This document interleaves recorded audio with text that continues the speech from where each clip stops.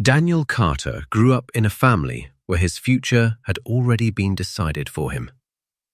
His father was a surgeon. His mother was a piano teacher. His grandfather had been a military doctor. In their house, there was only one acceptable path: medicine. But Daniel hated hospitals when he was a child. He hated the smell. He hated the silence. He hated the feeling that every corridor led to bad news. If you had woken him up at night when he was 14 and asked him what he hated most in the world, he would have answered without thinking, medicine. But he never said that out loud, because in his family, you didn't argue. You didn't choose. You continued the tradition. So Daniel studied, and studied, and studied. School, extra classes, biology competitions, medical prep courses. His life had been planned like a train schedule, and every year of his future already had a destination. Until the day she walked into his classroom. Her name was Lena Brooks. Daniel would later say that before that day, his life had been in black and white, and when Lena walked in, everything suddenly had color. She was not just beautiful. She was alive in a way that made other people look like they were only pretending to live. He fell in love with her in about 10 seconds. She rejected him in about 5. "Walk you home?" he asked once after school, trying to sound confident. She looked at him, then at his thin arms, his books, his tired eyes, and laughed. "If someone attacks us," she said, "I'll have to protect you, and I'm not in the mood to fight today." The whole class laughed. That day, Daniel went home, walked into his room, and for the first time in his life said to his parents, "I'm not becoming a surgeon." His mother cried. His father didn't speak to him for a week. His grandfather called him a disgrace. Daniel didn't become a surgeon. He became a forensic pathologist, a man who works with the dead so the truth can still be heard. Years later. 10 years later, Daniel worked in the city morgue. Most people couldn't understand how he could eat lunch in the same building where he performed autopsies. But Daniel always said the same thing: the dead never lie, the living do. One afternoon, his friend Mark, a homicide detective, walked into the morgue and dropped a file on Daniel's desk. "I need your report," Mark said. "The captain wants this case closed fast." Daniel opened the file. Female, age 26. Cause of death, preliminary, heart failure. "Heart failure at 26? Daniel asked. Mark shrugged. "That's what they want it to be." "They?" Daniel asked. Mark didn't answer directly. "Just do the autopsy," he said quietly. "But Daniel, be careful with this one." Daniel understood immediately. When police officers say, "be careful," it usually means someone important wants the truth to stay buried. The body. When Daniel pulled the sheet away, he froze for a moment. The girl looked like she was sleeping. No bruises, no signs of violence, no signs of illness. She looked like someone who should wake up in a few minutes and check her phone. Daniel frowned. Something felt wrong. He started the examination, slowly, carefully, like always. And then he noticed something strange.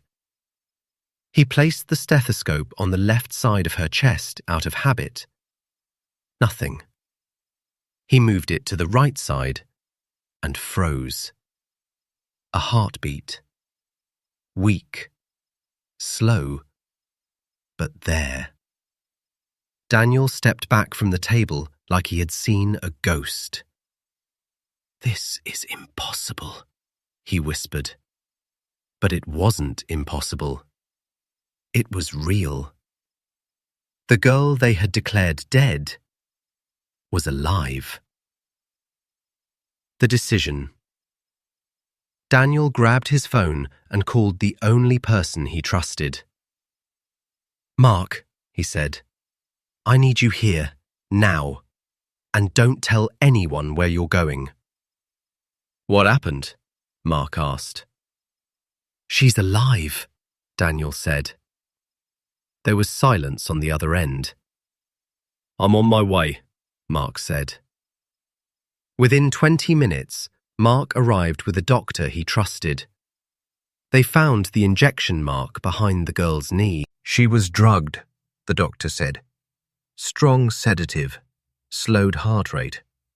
Whoever did this wanted her to look dead." "Why?" Mark asked. Daniel looked at the girl lying on the metal table. "Because dead people don't talk," he said. They took her to Daniel's apartment that night instead of the hospital, because if someone had tried to kill her once, they might try again. She woke up the next morning, confused, weak, frightened. Daniel was sitting in a chair near the bed when she opened her eyes. She looked at him like a person who didn't understand if she was alive or dreaming. "Where am I?" she whispered. "You're safe," Daniel said. "That's the most important thing right now." She looked at him for a long time. "What's your name?" she asked. "Daniel." She swallowed slowly. "My name is Lena," she said. And Daniel felt like the world had just made a very strange circle. Because Lena Brooks was the girl who had laughed at him 10 years ago. The girl he had never forgotten. The girl who was supposed to be dead, but wasn't. Lena slept for almost 12 hours. When she woke up again, the room was dark, and for a moment she didn't understand where she was. The ceiling was unfamiliar. The air smelled like coffee and something warm, like soup. Then she remembered. The house, the men, the injection, the darkness. Her breathing became fast and uneven. Daniel, who was sitting in the kitchen, heard the movement and quietly walked into the room. "You're okay," he said calmly. "You're safe here." She looked at him, trying to remember. "You work with the dead," she said slowly. Daniel nodded. "Yes." "And I was supposed to be one of them." He didn't lie. "Yes." She closed her eyes. "Then I'm very lucky you're bad at your job," she said weakly. For the first time, Daniel smiled. Later that evening, Mark came over. He put a small recorder on the table. "Lena," he said, "we need you to tell us everything you remember. Everything, even if it seems unimportant."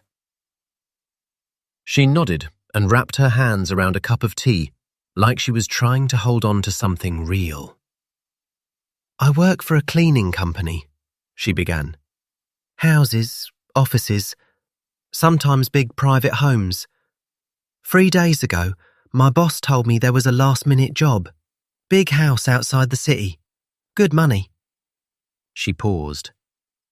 "When I got there was a party. Men, alcohol, music. They told me to clean the kitchen and the upstairs rooms. Her hand started shaking. One of the men kept watching me. I tried to ignore him. When I finished upstairs, he came into the room and locked the door. Daniel's jaw tightened. He told me I was beautiful, she continued quietly. He told me I shouldn't be working as a cleaner.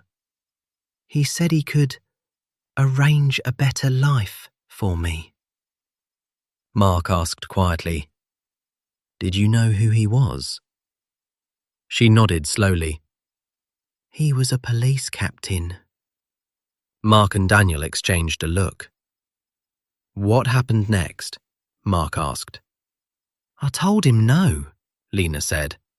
I told him to open the door. He got angry, very angry. He said I would regret embarrassing him. She swallowed. I tried to leave. I remember someone grabbing my arm, then a needle, and after that, nothing. Silence filled the room. They thought I was dead, she said quietly. Didn't they? Daniel nodded. Yes, he said. They did. The next few days were very careful, very quiet. Officially, Lena Brooks was dead, which meant the men who tried to kill her felt safe. Mark contacted Internal Affairs, a small group of officers who investigated corruption inside the police. They made a plan. If the captain had ordered Daniel to write heart failure in the report, it meant he was trying to erase the crime. So they would let him think the plan worked. They would give him the report and then arrest him when he came to collect the body. 2 nights later, the captain walked into the morgue like he owned the building. He smelled like alcohol and expensive cologne. Well? He asked Daniel. Cause of death? Daniel handed him the report. Heart failure, Daniel said calmly. The captain smiled. I knew you were a smart man, he said. Some people make their lives very complicated. You chose not to. He signed the papers. The moment he put the pen down, the doors behind him opened.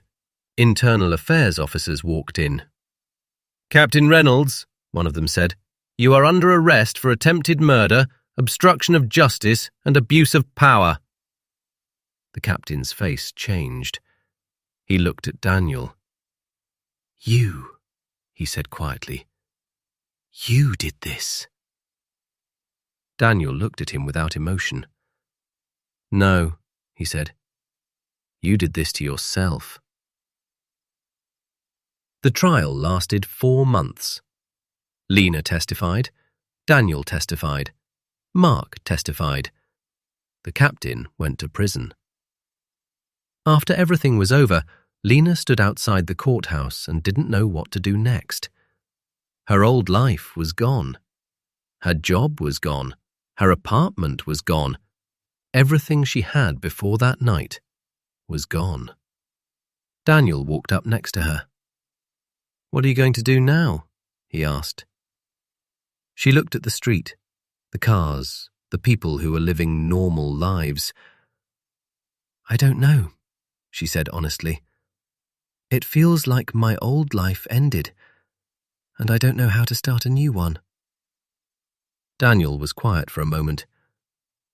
Start with dinner, he said. That usually helps. She laughed for the first time since the morgue. Dinner sounds like a good start, she said. A few months later, Lena found an old violin in Daniel's apartment. You play? She asked. I used to, he said. A long time ago. My family wanted me to become a musician. So why didn't you? She asked. He thought for a moment. Because life happened, he said. She handed him the violin. Play, she said. I haven't played in years. Play, she repeated. Daniel slowly raised the violin and began to play. The melody was soft, sad, beautiful. Lena stood very still and listened. When he finished, she said quietly, "You know, you saved my life." Daniel shook his head. "No," he said. "That night? Maybe. But the truth is, you saved mine too. You just don't know it yet. Sometimes the person you save ends up saving you too." If this touched you, like the video and subscribe to the channel for new stories.